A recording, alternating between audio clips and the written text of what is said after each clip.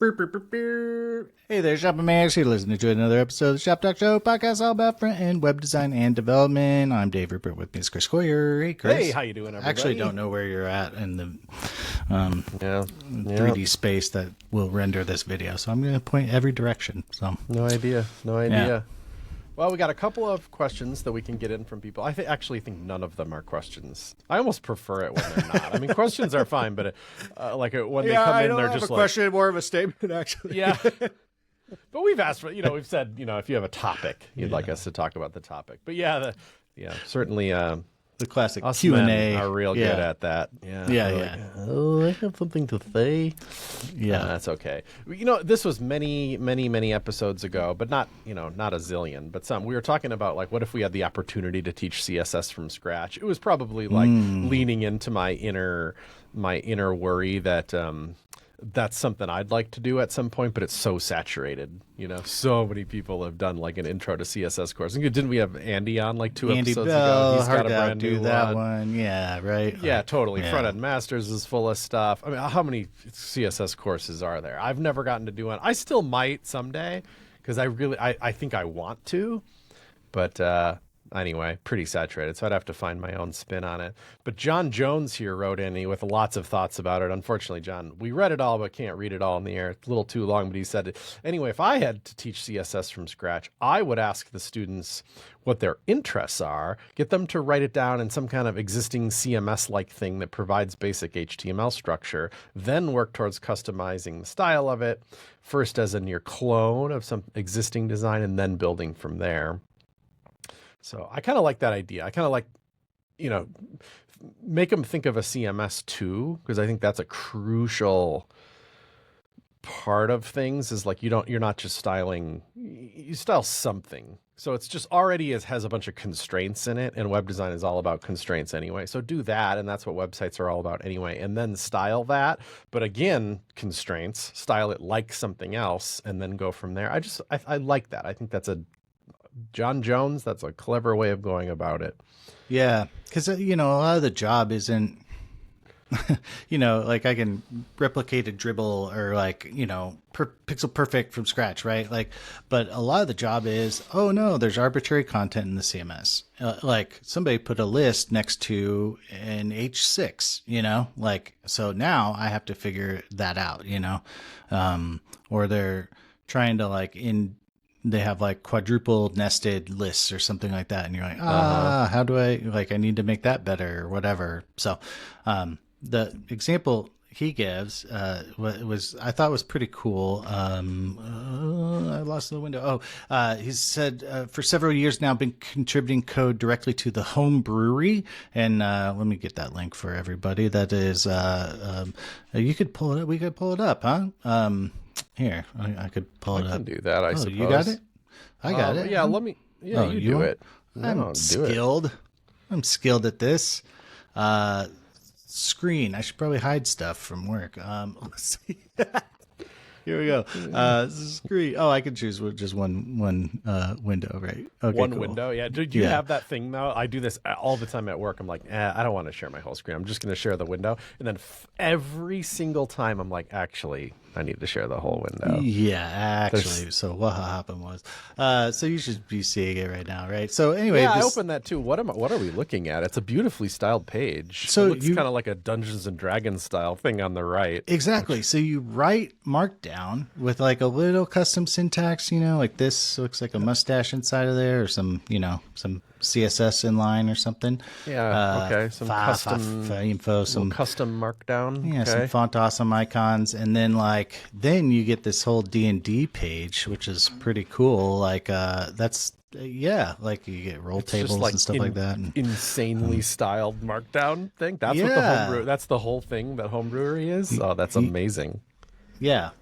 Hold on, my dogs have decided to fight in the middle of the show. Hey, don't do that. Thank you. So the paper behind it looks kind of old and coffee stained, and it's a 2-column design, which is somehow amazing. The table or the headers are in kind of small caps with underlines, and it just looks very cool. It's like a perfect replication of the D&D manual. Like it's impressive. And so like then I think, you'd print this out or share this, and then, for your little adventure or whatever you're doing, and then you can kind of like, have the look and feel of the professional grade material. It's got a vault here. Maybe is that so some, John Jones says that's what he was contributing to that, and that was what another way you could imagine learning and teaching. I think this was sort of like one path that he got better and leveled up, was kind of coming in here like, okay, we got this content in the CMS, this is the CMS over here, and then now I just style it to look like a thing I already know what it looks like, or what is it, great artists steal.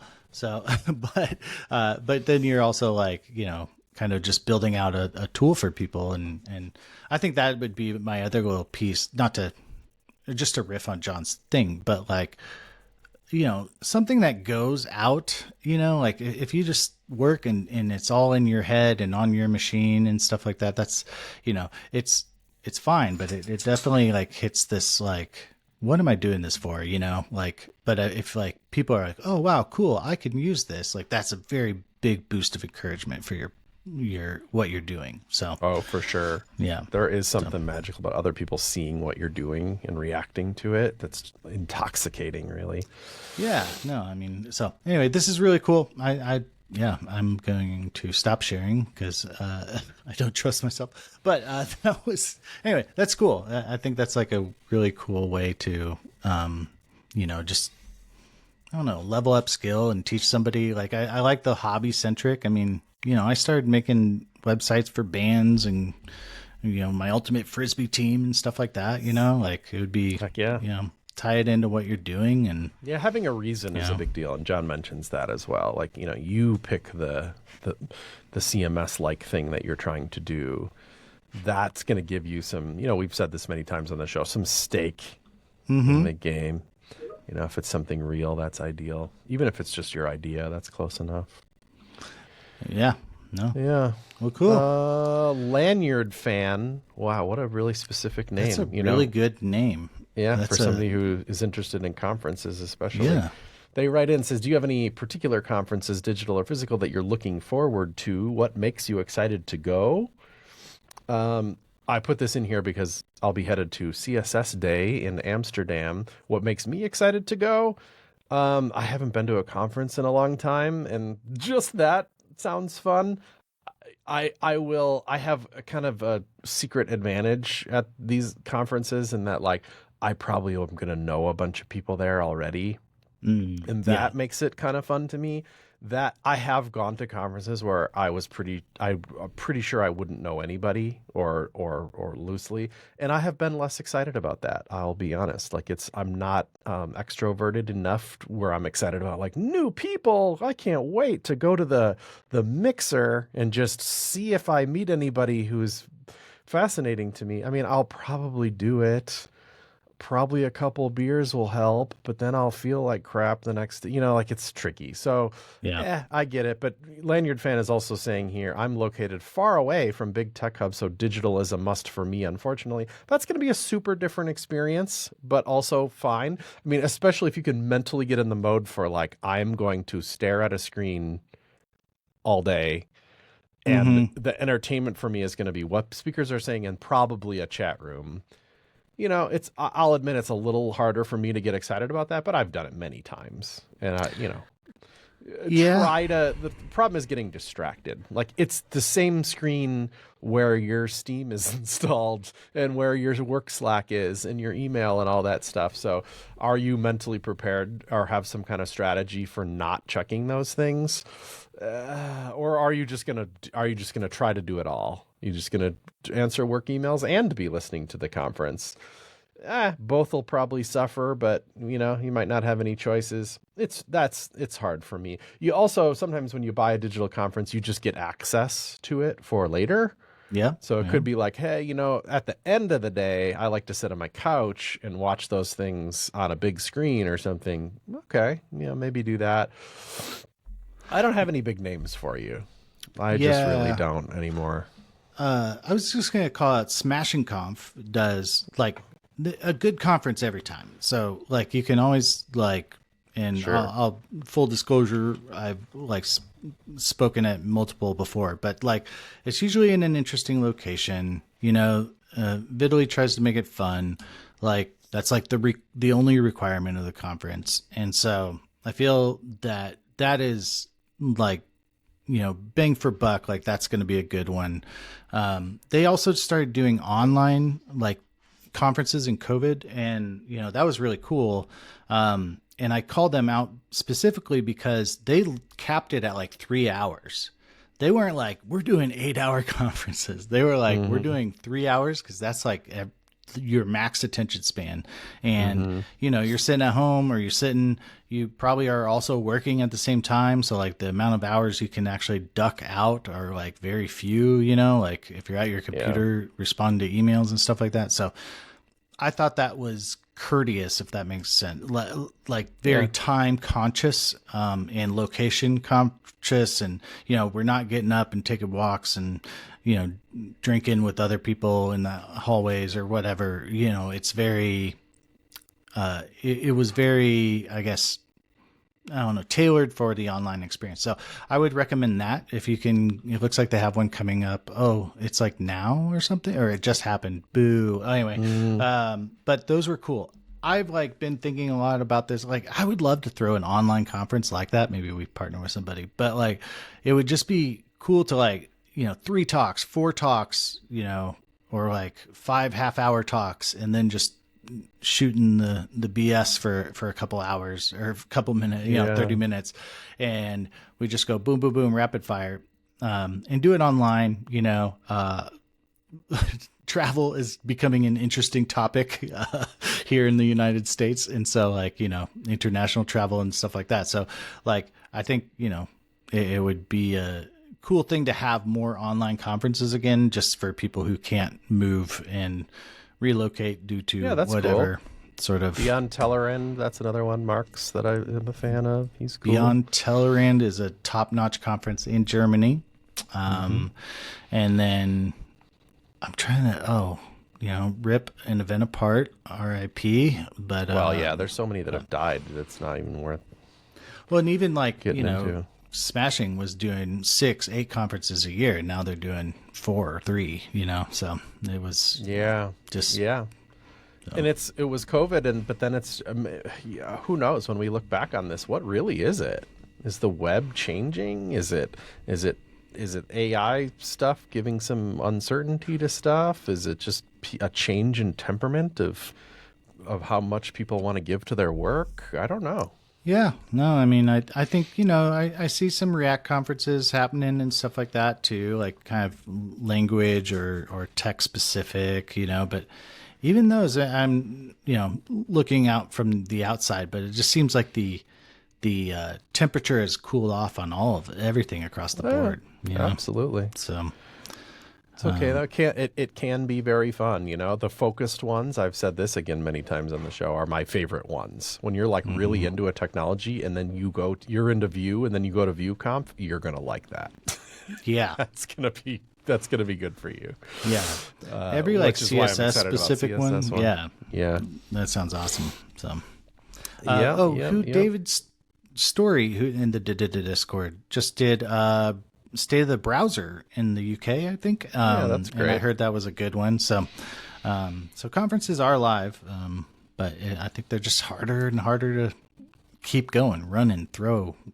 Funding, sponsorships are out. Stuff. Everything's harder. So, indeed, but do it. Especially because it's not the biggest choice you'll ever make in your life. Probably, if you try it and it's a bummer, then don't do it again. Yeah, if you know of some, let us know. And I don't know. And always a good blog post. Just here's 5 conferences coming up. Like, free money, man. Free links. Free. There you go. Well, this is really related. I didn't even realize I was doing this, but John Wooten wrote in and said he's got a startup he's been working on. I guess it's my turn to share. I haven't even really looked at the website very much. I just read the thing. So, live reaction stuff, I guess. Oh, gosh, when your window is too small, it just hides the share button. Come on. Share, window, arc. Okay, so the URL is FUNL, Funnel. funnel.co. Okay. Okay. Use Funnel to discover the true demand for your event, the perfect ticket price, and create unique, unforgettable events. How Funnel works. 1, dream up your event, like Shop Talk Conf. Okay. We're done. Next. Whether you want to hold a blah, blah, okay. 2, create your funnel. Work with our team to quickly create your funnel. Don't forget to include a quick video and creative images to boost interest in your funnel. So a funnel is an idea for an event. And then launch your funnel. When you're ready, we'll launch your funnel over the next week. Let it do the work and watch the demand and ticket price grow for your event. So I guess this is an example. It kind of turns into a widget. It says my max bid is this. So you're as a person who has interest in going to an event, you could say, I'd be willing to spend this much and this is how many tickets I would buy, and you would bid on doing it, which just lets you, take the risk out of an event, I guess. So if nobody signs up for it, you can be like, well, it sounded like a good idea, but Yeah. nobody was it ponied didn't up work for that. And so maybe if you get a ton of interest, that's ready to go. I wonder if they then charge the cards too, and like a true Kickstarter, like this thing is happening. Yeah. So interesting. Let's see some concerts. It looks like a VIP thing.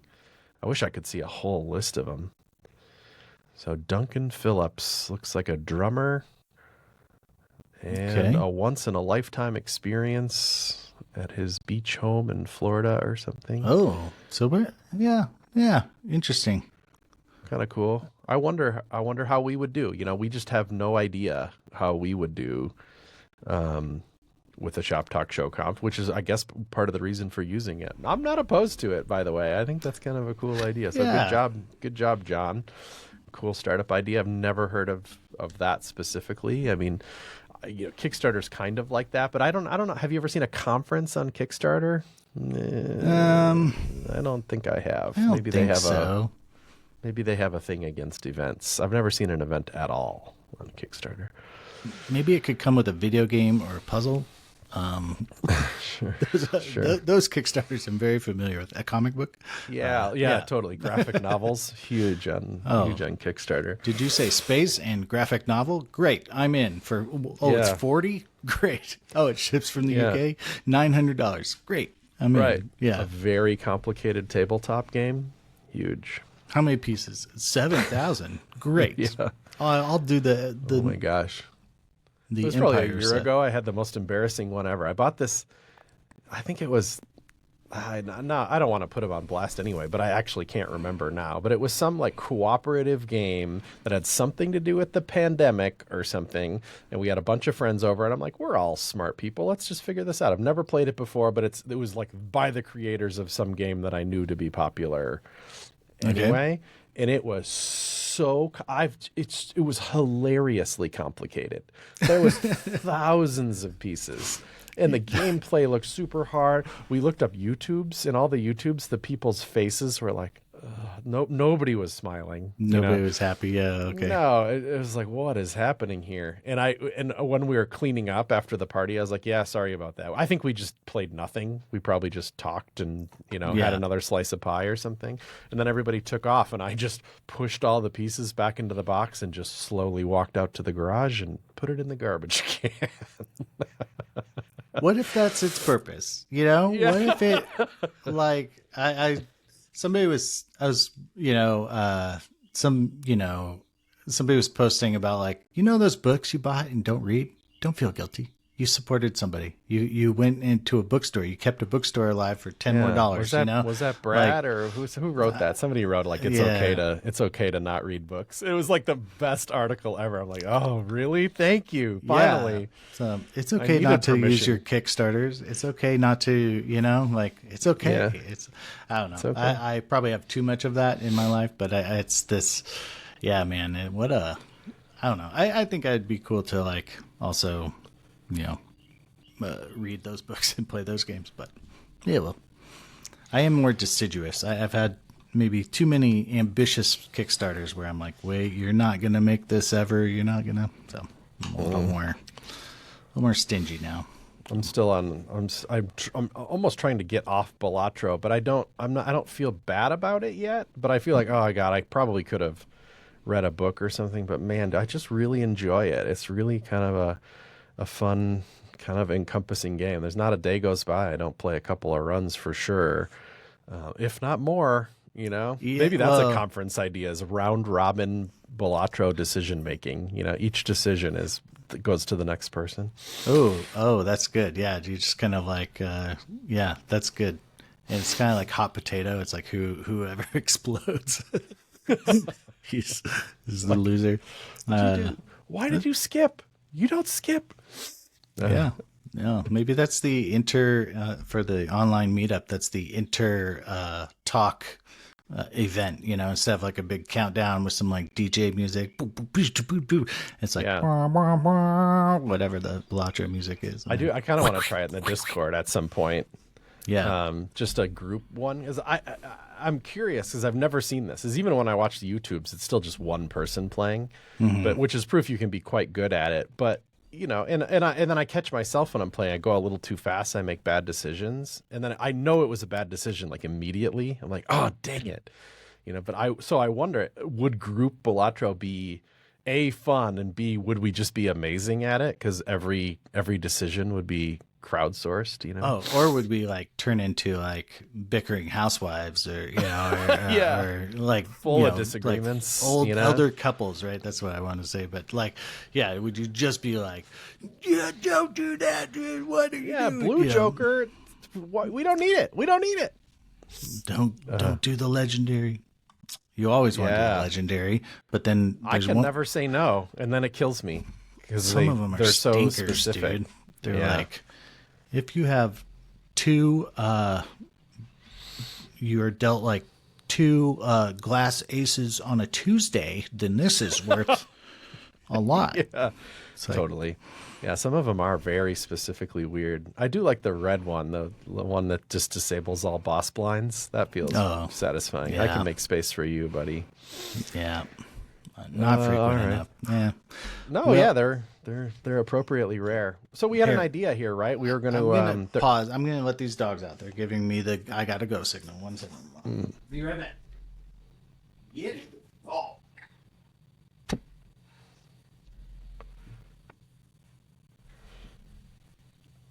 Why'd I get 2 dogs?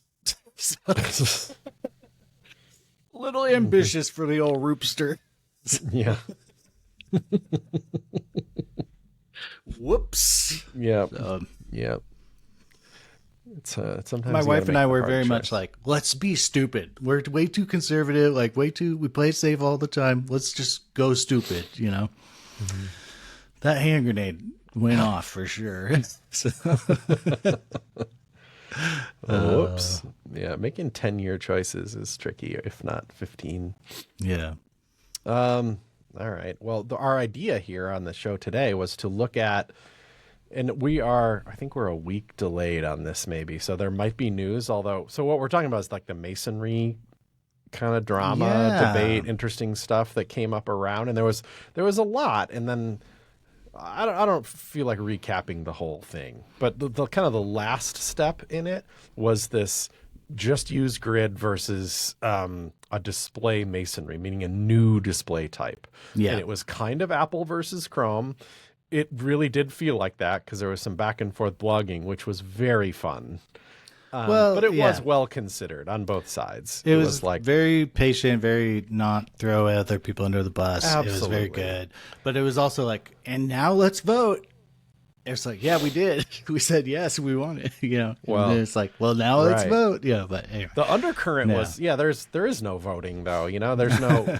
That's the thing is we don't know how it will pan out when two big companies behind really big ideas like this are very strongly stating their opinions. There's just this undercurrent of what's going to happen. Because even if, you know, it's somehow, some way, which we don't even know exactly how this works, is decided one way or the other. Like, let's say Chrome, which has a lot of sway on the web, said this is how it's going to be or something. Would WebKit just be like, okay, well, That's how it's going to be then. We'll get our engineers to work on your idea. Or it's very possible, in my mind, that this was such a, butting heads moment, and the very people that had the ideas in the other direction are the people that can be doing the implementing work are just going to be like, no, then where there's no law that says we have to implement this stuff. This is all a handshaky, agreement-y, kumbaya thing for the most part on the web. And for the most part, that works. But, you could imagine people dragging their feet on something when the decision doesn't go their way. Mm-hmm. I don't know that there's a lot of evidence for that, but you can guess there's evidence of that. I mean, Apple gets accused all the time of dragging their feet on implementing web platform features. So it would just be par for the course if they're like, okay, it's going to be a new display type, or whichever one they didn't want. I can't even remember. Yeah, we'll get around to that in 2028, Well, and there could be other things too. Like, what was it, like text box trim, like where you slice off the top and the bottom of the line height, the extra amazing line height feature. Awesome. And it's finally out, I believe, Chrome 133, I believe. But, and Firefox will come eventually. But, it was one of those things where Chrome, didn't they have to like redo layout engine entirely? Like they had to finish redoing that to even start talking about that, right? Like, and so it was just, there's those kinds of problems too, where you're like, what's the big deal? Safari has it, and it's like, oh, well, we have to like redo everything. It goes both ways, for sure. Yeah. And, the Firefox, we can be like, oh, why aren't you doing stuff? It's like, well, they've like overhauled their entire like rendering pipeline into Rust. Like everything's different, like maybe it just takes more time, So. Yeah, certainly. There's features in every one of the browsers that we could wish that the other ones had. Yeah. And the best features can like progressively enhance. Like it doesn't matter if it's not in the other one, like text box trim, like I can use it. And if my button has 1 pixel of padding in a different browser, I'm fine. If there's, features like that, I don't care. But like, there's some features where you have to polyfill with JS and now you're sending everybody a penalty, right? And that's not great. And then there's some features where it just doesn't work at all in other browsers. Anchor positioning. Well, I guess anchor positioning is polyfillable. Oddbird has one, but it's like, features like that where it's like, oh man, this is never going to work in a different browser. So display grid is probably a really good example. Like you're just not going to polyfill that. So. Yes, correct. It gets more and more interesting. There's so many. All that carousel stuff we looked at is just all pure enhancement stuff. That like, is it progressive enhancement-able story has always been important on the web and just remains so. Yeah, and it's pretty, like, I was impressed with, how rich you can build things and how progressively enhanceable it is, Yeah. Like, or there's almost a distinction though, like progressive enhancement kind of meant, or it does, I don't, I hate to hedge bets all the time like that, but I'm just going to do it. Jeremy to the chat. No, right. Just kidding. Well, I think Jeremy would say, let's look at anchor positioning. Mm-hmm. Progressive enhancement means, don't assume it's there, I guess. Assume it doesn't work and then layer it in. And then layer it in. So, or graceful deprecation. What would be the case if what you did was you used it in your CSS, but you also had a JavaScript fallback? You did both things. What is that? Is that progressive enhancement? That's, like I hate to mince words weird. Fallback would be graceful degradation. Like you figured out a way to make it. I think that's the opposite one. Yeah, that's where you made it work. Achieves in the old same one. thing. Yeah. Same effect. Yeah. Same effect. So that's anchor positioning, but that's a whole bunch of code. You have to be like, oh gosh, I have to do it 2 ways now. But what you're doing there is like setting yourself up for success later. You're saying like, oh, now browsers all support it. I'll rip out the JavaScript stuff. Mm-hmm. That's okay, but is always like a little bit less fun to me or something. Whereas there's this another approach is like all this carousel stuff. It just layers on and you just do nothing.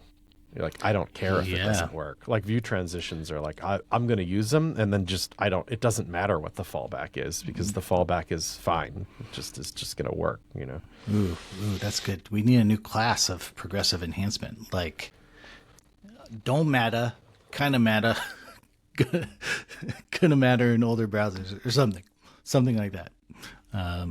Yeah.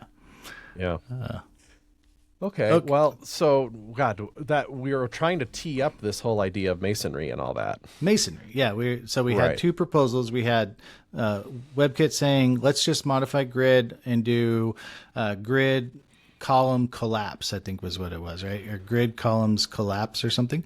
Yeah. Grid template. And it was kind of like, collapse. Ooh, yeah. I kind of like that. I like that we're not using the word masonry. I like that collapsing is what makes sense to me and stuff. But then you looked at what was the other opinion? Chrome was display masonry, and then it would be like instead of grid template columns, you'd have like masonry template tracks or something, I think. So the idea there was to disambiguate, like these are separate layouts. These are, and you know, they're going to have different rules. And so I think the idea of like, from a teaching standpoint, these are different, you know?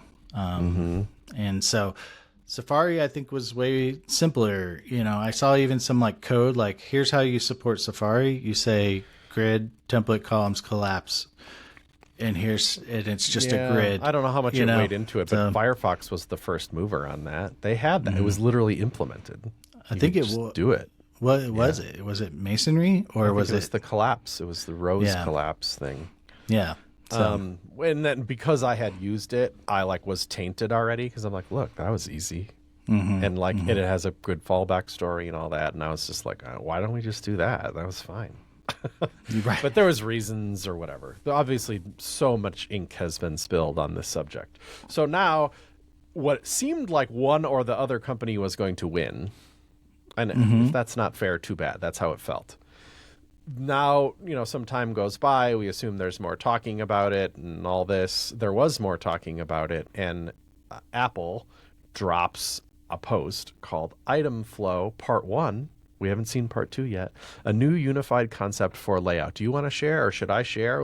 I thought we'd do the thing where let's just kind of read the blog post and react to it a bit and see what they have to say. So we're, you know, all right, doing... I know how to share a screen. I'm going to figure this out. In the year 2020 of our Lord. Okay, here we go. All right. Item flow. That's a little wide, huh? I'll fix it for the YouTubers. Okay, here we go. So item flow, new unified concept. Yep. CSS Grid and Flexbox brought incredible layout tools to the web, but they don't do everything a designer might want. One of those things is essentially Masonry, which you still have to do with JavaScript. Masonry was first proposed by Mozilla and implemented in Firefox. Yep. So remember, we just talked about that. So from the beginning, there's hot debate about it. It didn't land in any other browsers.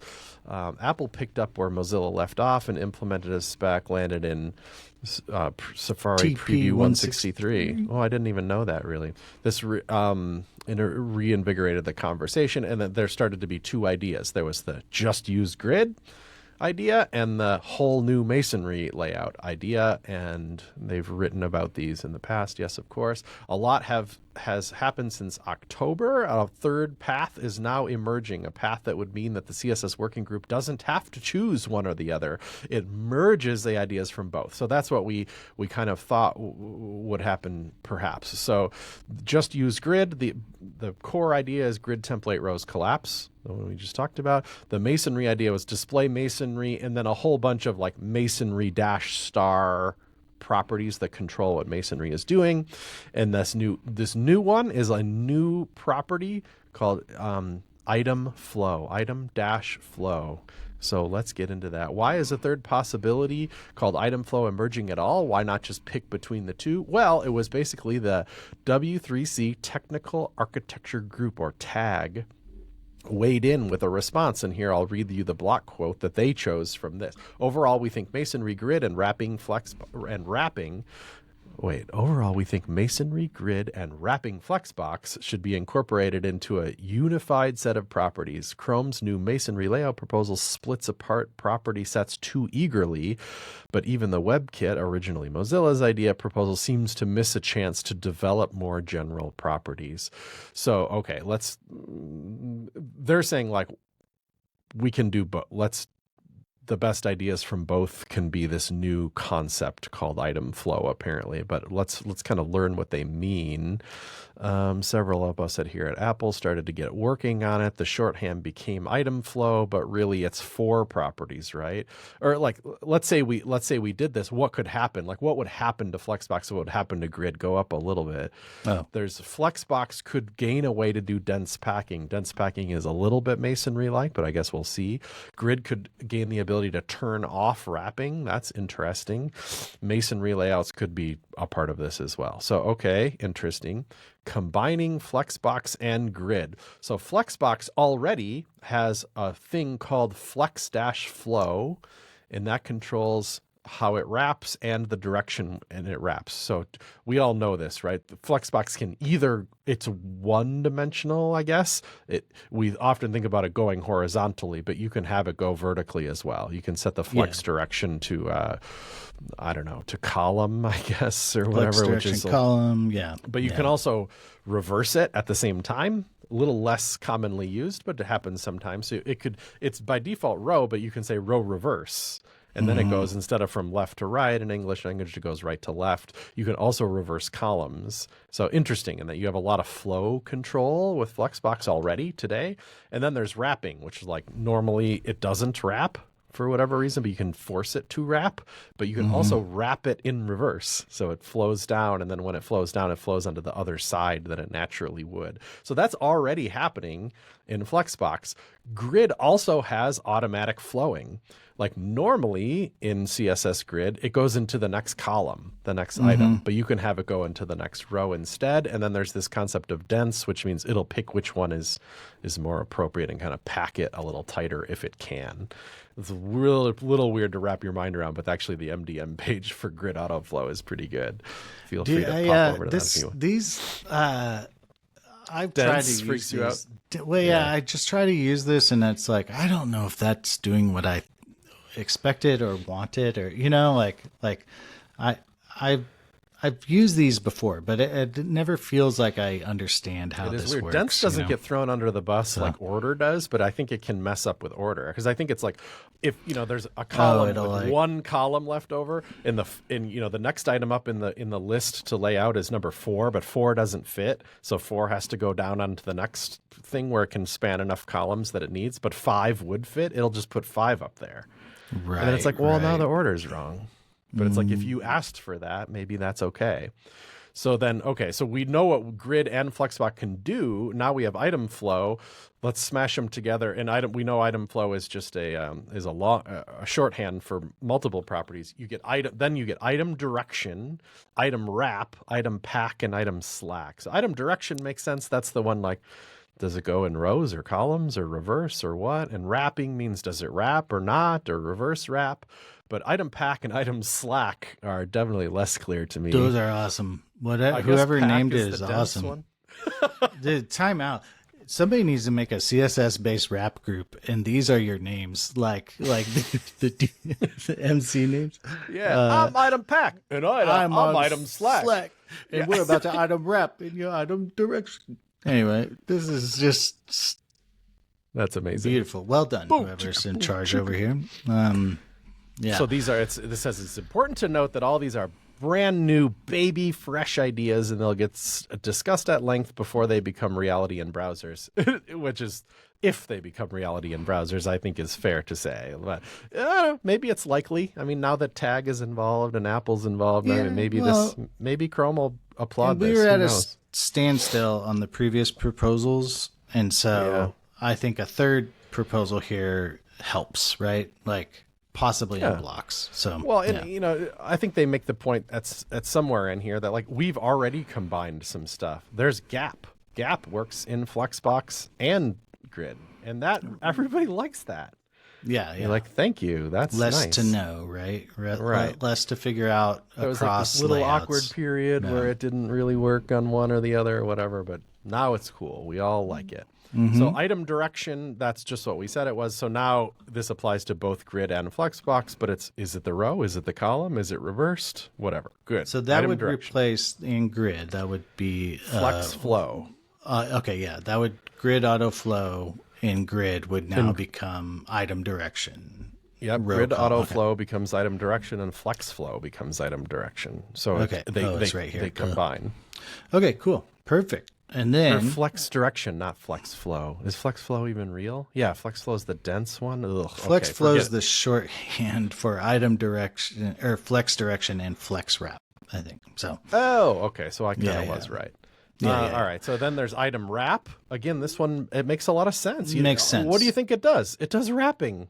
You Got either it. want it to wrap or you don't wrap it or you reverse wrap it, which you'll never do, but it exists. Oh, unless you're a DJ and you're going yip yip yip yip yip yip, you know, reverse rapping. Get it? And this is an interesting one, as he says that Grid has never had No wrapping. rap. Grid only ever wraps. Interesting. I don't know if that's entirely true. Couldn't you say auto flow? I think there was some way to force it not to wrap before, but it's a little. It is more No, clear. you always had to like draw, like shoot the page off. You had to be like you know, page width, you know, whatever 72 times 100, you know, like to make it super wide or whatever. You had to make it wide. So Oh, there was some trick. I thought if you said like grid auto flow column, and then you just kept giving it more items, it would just keep making potentially. more columns. yeah. But this Yeah. is, I don't know. Okay. But this is more clear. So the CSS we're looking at says display grid auto columns. That's interesting to me. Like 1FR, and then it says item wrap, no wrap. So what that's saying is there's as many 1FRs as there are items.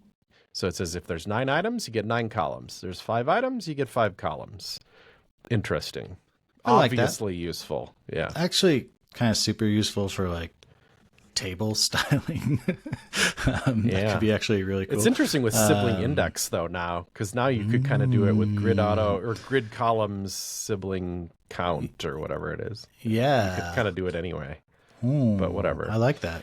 So then there's item pack, and this is where it gets interesting with Masonry probably, although I think they're saving part 2 of this blog post series to actually talk about Masonry. But now there's item pack dense, so I guess that replaces the grid Flow auto flow dense. I like And then that. Flexbox didn't have dense packing at all, but they're saying that's a strength of this proposal is that Flexbox will get some concept of dense packing, whatever that means, you know. So yeah, and I guess what's that mean here? It's kind of Well, like that's what this, these images are saying. It's like, oh, we could. It's adds- hard It to. adds blue stuff to your columns. That's obviously what it does. Well, that's a maybe, or it could squish them down or something. I don't know how to interpret all this yet. Like that seems very theoretical. It's like, what does dense packing in Flexbox Maybe it's actually like mean?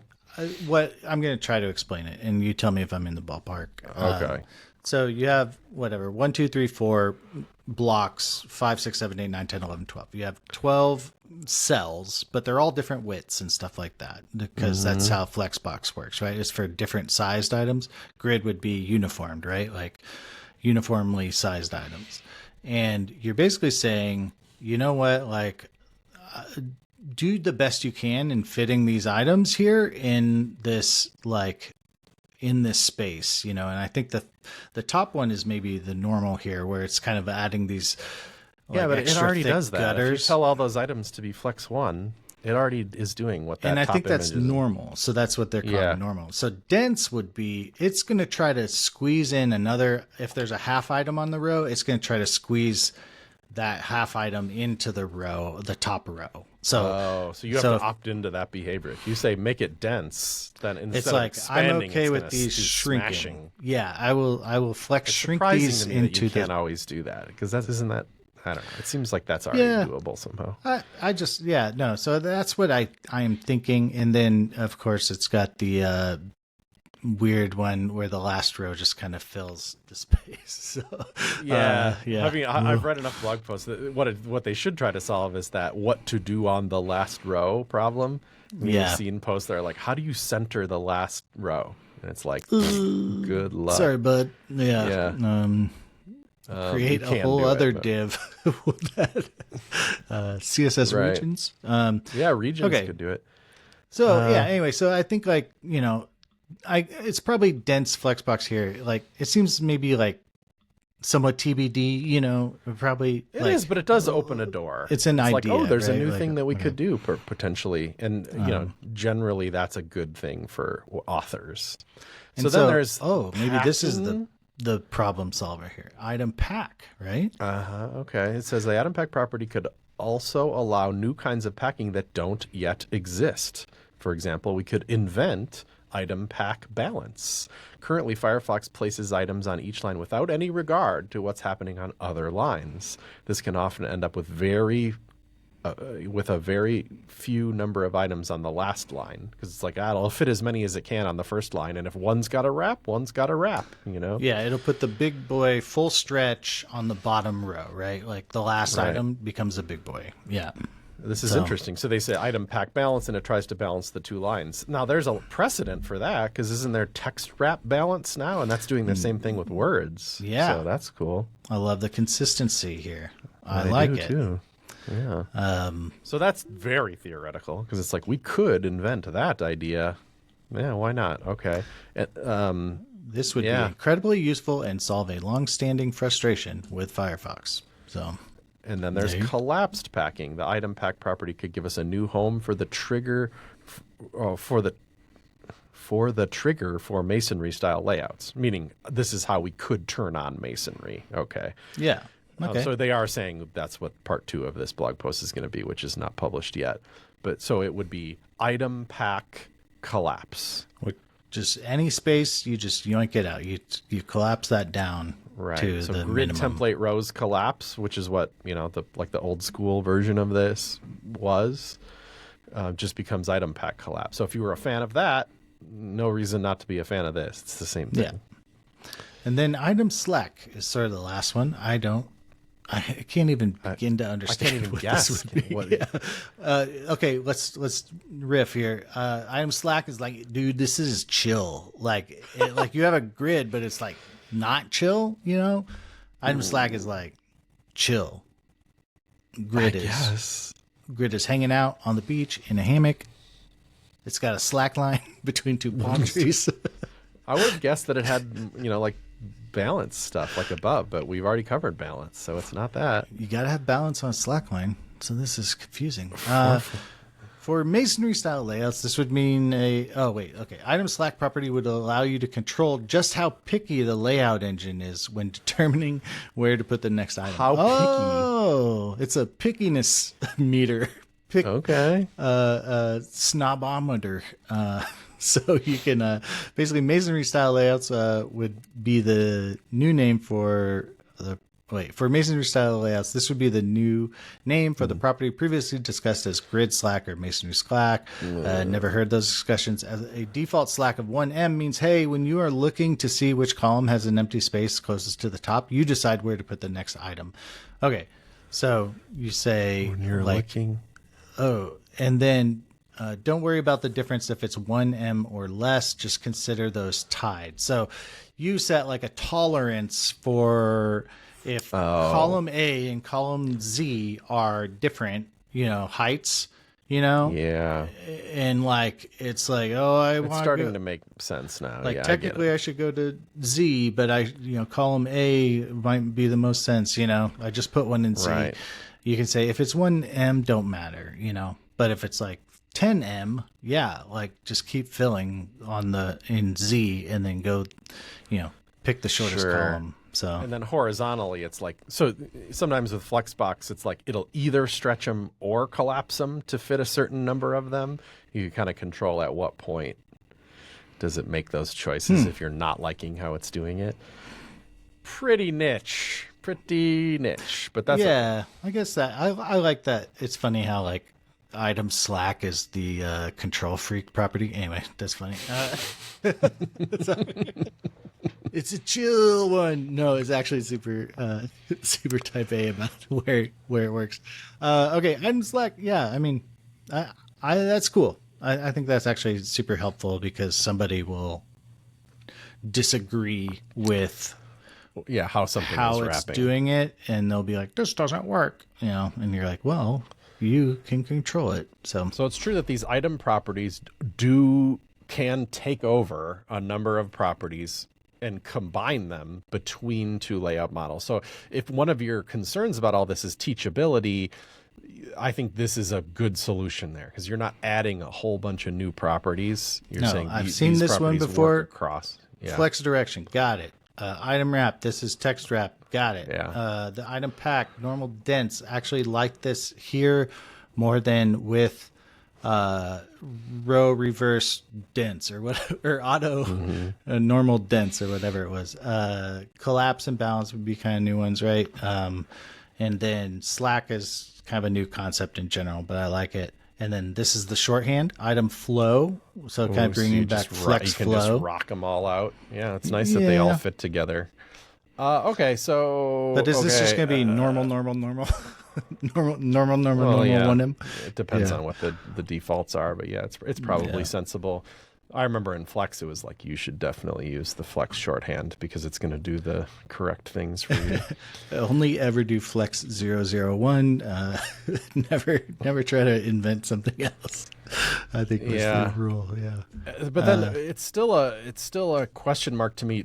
Are we talking about not doing display masonry then, or would we still do display masonry knowing that it's not its own whole set of new properties? We're just going to use these item ones. It's unclear to. Does it say at the end? I think the idea is we only use item pack collapse. So you write a grid, and all of this is going to be normal rows. It's going to be, and then you say item pack collapse. I see. So if you and want I think masonry, you could do it. You could do either one. I think you could do it on a flex box as well. I think is the idea. Or grid. So it's not saying it, but we would not use display masonry. It's not necessary. Correct. Yeah. So I think it's extending both properties. So yeah. Yeah. So they're asking, what do you think? Reach out. I'm gonna say thumbs up. I'm gonna say it's a good idea. No, that's how I felt about the whole thing. It's like I want it because I know that layout's going to come my way, and I know I'd like to not use JavaScript to do that, to do the Pinterest layout. But I'd love if it just but I sort of trust the people involved, I guess is my whole take. Like, both the people at WebKit and Chrome. So it's like, I trust those people involved in this. And so I sort of think like, hey, I think we can come up with a good solution. This seems like a good solution. That it helps all of layout. See that screen you're looking at right now with the images on it and whatever. You can't tell if it's ragged bottom or not, but usually it is. You can do that right now with just columns in CSS, not even a new real display type. And I always thought that's masonry, or what we think of it as. Again, it's not my favorite word because nobody builds brick walls like that. That's but yeah. You usually want uniform bricks, just generally speaking. Yeah, but also it's 90 degrees wrong. True. You do it sideways. Anyway, long side. It's a thing, but it's like when you're picking a new word that like impacts the future of a language, you should just pick the right word. Don't just live with it forever. So does this not having any sort of hint of masonry, that's a plus for you? A huge plus. Really? Okay. And I'm so sorry, David. You're one of my favorite guys ever. I know you invented the word, and I know that the ship has been using that word for a long time in this industry, and it really wouldn't be that big of a deal if we kept it. But I'm on record. I don't like it. Hey. Anyway, the one on the left, you don't need any of this. If that's all you're trying to do, which is that's not the case here, but if that image that we're looking at right now, and I'm sorry, people, it's the Pinterest style layout. If that's all you're trying to do, you can do it with columns now, but what you lose is the tab order problem. But that has been long hinted as being solved another way. There's this property that's like whatever, tab order auto or something that reading fixes order? this. Yeah, reading order, yeah. So I'm a fan of this because it does more for layout. But if we weren't getting new interesting stuff here, I was always like, I don't care. I want reading order so I can do whatever I want with layout and not be hurting accessibility. I want to do weird crap with placing stuff totally out of DOM order wherever I want, especially as the screen size changes and stuff, and know that the accessibility is going to remain intact as far as tabbing order goes. That's more valuable to me than this entire discussion, but not anymore. Not anymore. If what we're getting is like enhanced layout across all layout mechanisms, that's awesome. Yeah. I think we're getting enhanced layout. I mean, the idea of a grid, even what was that one? It was no wrap on a grid. Like getting a grid to kind of go out super far is kind of interesting to me. I mean, you think of like the Windows 8 start menu or whatever, like that could have just been that, you know what I mean? Like, just kind of this infinite, like shooting out. So anyway, I like it. I mean, I just, again, it's like, I want it. I'm not like, I have no dog in the fight, really. I could see it going either way, but I think I'm partial to this here. Just this, let's improve layout generally. And then, like, and normalizing. My big thing is this thing down here. Like, let's call them the same thing, please. Let's all use the same words for layouts. Let's not invent new ones. And that was maybe my critique of Chrome's thing, was it added that Masonry tracks. They showed it up here in the big one, like Masonry template tracks. Why are we calling them tracks now? Columns was a fine word, Oh, it's because we can flip the direction from column to row, but so we need a new word. So we need a new word, and I understand, but I just, that was like our verbiage keeps going up, like the number of harder nouns goes up, and that makes it harder. So like if we can reduce nouns, I love it more. That's where I'm at. So yeah. And what did we call it? When you made display flex, what were each of the things in a display flex? What would you call each one of them? What did flex they become? Item. Yeah. When you made a grid, what did you call the things that sat on the grid? A grid item. Grid. Now they're called items. Yay. Oh my gosh. Yeah. Problem solved, right? That's like, great. We don't have to be like, what is this? Is it a cell? No, it's an item. We're done. Next. Next issue. Yeah. Yeah. That's our word. It makes me, I see it a lot because conceptually, both in back-end code and front-end code at CodePen, we call certain things items because some things are, like in Go, we have a concept of an item as like a struct or whatever that has, an item has a title and a description and a URL or whatever, it has all these things. And then a pen extends an item. Okay. Because a pen has other unique characteristics that other things don't have, but a collection on CodePen also extends an item, Oh, yeah. Yeah. Okay. Because it has a title and description and stuff. So, yes. It's all items. Items all the way down. Items.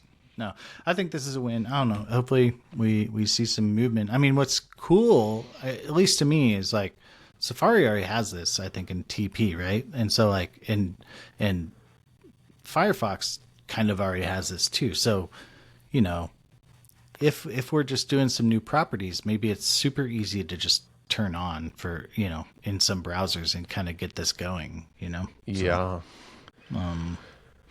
I'd be curious. So yeah, we'll see how it goes. These things tend to take time, and as they should, because I don't think these are good ideas, but they're not so important that my patience alarm is going off. Like it kind of started to with stuff like container queries or whatever, that you're kind of like, we need this now. So hurry up, please. This is like, no, do a good job. Actually, I'm not dying so much for Masonry. Although I would like to see Pinterest.com use this before I retire. Ooh, wow. Yeah. That's I love that. I wonder if they would. You know what I mean? They better. I don't think Pinterest is updated in like a 20 years. No, they still use the layout, which I love, and it's iconic and it works for them, and why change it? I think the day they change away from that layout is like a day that they're not doing so hot. I'm going maybe. Oh, Chris, maybe you do this on CodePen and you call it Pinterest. Why not? That seems like the kind of stupid thing we would do. I actually look forward to the days when we're not so busy trying to finish the world's longest 2.0 project that we're like, what do I want to do this Friday? You know, something stupid, you know? That's great. Not just worry about a super hard problem. It made me think, you know, last week talking to Adam about all the carousel stuff, that stuff is so good that it's like, when it actually drops and it's everywhere, you'd be really stupid not to use it. It's better accessible. It's zero JavaScript. It's super good. And it'll be similar with this tabs thing I wrote like last year, and I'm like, I should just redo it, you know, and you know, even like, you know, I'm in like somebody has a carousel mock-up somewhere, you know, like a little indicator on a carousel of images thing, right? And I'm like, I could do that in probably 8 minutes, you know, but before it stunk, you know, like I didn't want to do that, but now I could do it in about 8 minutes, you know. So anyway, I'll have to see but I don't know. Our browser support is probably a little broader than Canary only, so Canary with flag turned on only. So yeah. So all right, well, we should wrap it up there. I feel like we discussed actual CSS, took actual questions. That's a banner show for the Shop Talk show. So thank you, dear listener, for downloading this in your podcatcher choice. Be sure to share it up. That's how people find out about the show. Follow us on one of the good ones, Blue Sky or Mastodon, and then join us in the Discord, patreon.com/Shop Talk show. That's where the party is at. So Chris, do you have anything else you'd like to say? Shoptalkshow.rap.com. I don't